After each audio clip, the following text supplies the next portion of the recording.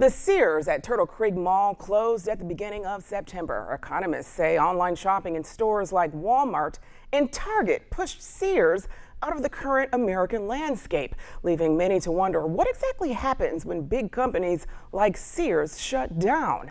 Fox 23's Alyssa Cole has more. What does it mean when big box companies like Sears shut down? The middle class was the consumer base that made Sears a success.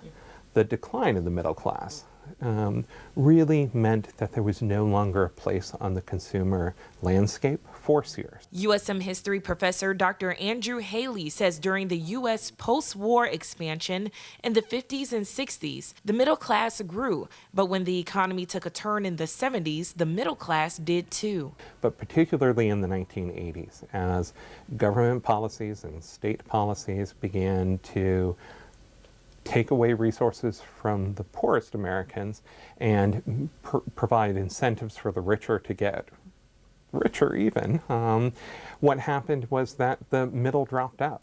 We just don't have an American middle class anymore. And so Sears' consumer base disappeared. He says once a big company shut down in small towns like Hattiesburg, they don't typically return. And so what we're seeing is that if you live in rural America, it may have been that you had to drive 15 minutes to get to a store.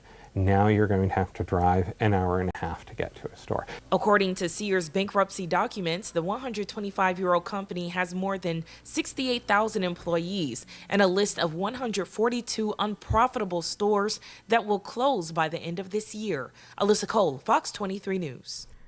Sears and Kmart chains have 894 U.S. locations left, compared to a total of 3,500 between them when they merged back in 2005.